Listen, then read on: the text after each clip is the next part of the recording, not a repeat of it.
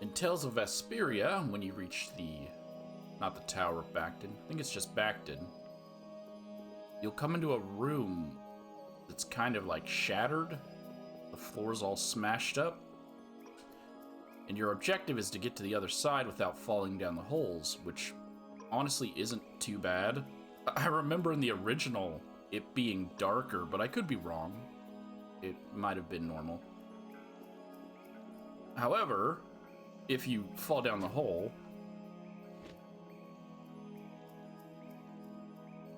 Oh, they don't talk. I could have swore they also talked. So they're gonna talk about how they fell down the hole. So damn it, these paths could be a bit wider. They're actually very wide. Your character can easily get through it. And Rita is gonna say, no wonder it's so dark in there. She believes, along with Judith, that it's meant to be a trap for people invading the thing. But it drops you down to the floor below, meaning you then have to run and get all the way back upstairs.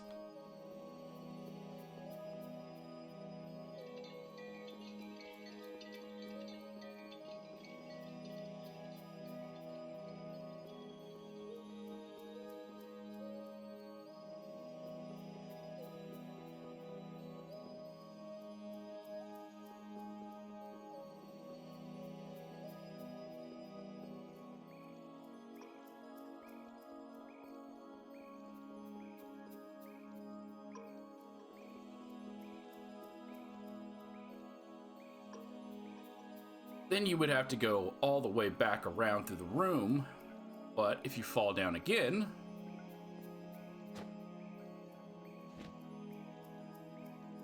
nothing happens.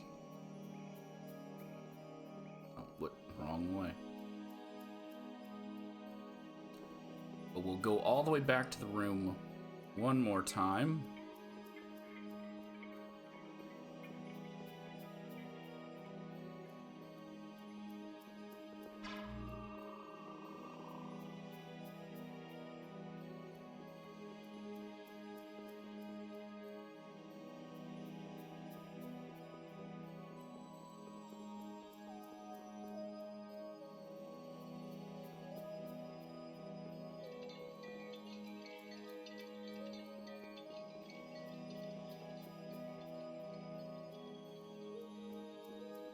We'll fall in. Obviously, as you can see, it's also not super easy to fall in. There's invisible walls sometimes, but...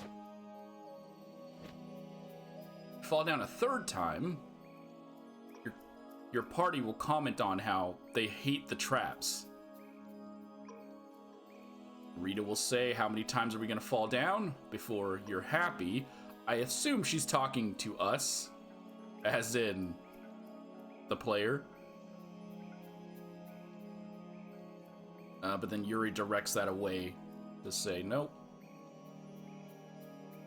And Rita decides she's going to build something to allow you guys to see in the dark.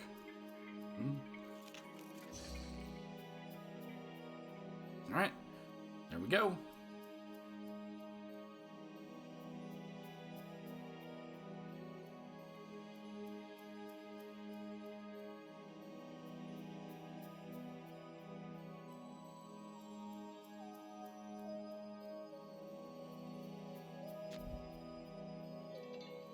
She makes a bright lantern. Get the magic lantern. And it only works here in Bakshin. So. Which again, I feel like this was supposed to be a darker thing, that they upped the brightness in the definitive edition.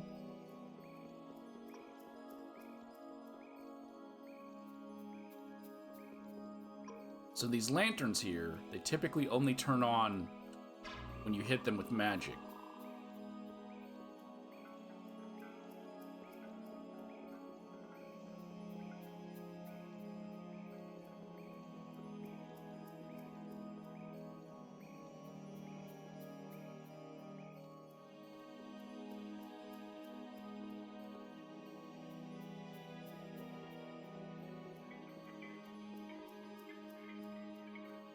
Now when you walk in here, the room is brighter. even though it wasn't too dark to begin with. So, if anyone remembers the original or the definitive edition, was it darker in this room? Because you don't really need this, which is why a lot of players would miss this. So I know a lot of people would probably say, this isn't an Easter egg, this isn't a secret. I'd still argue it's a secret. Because if you know the game, you know it's here.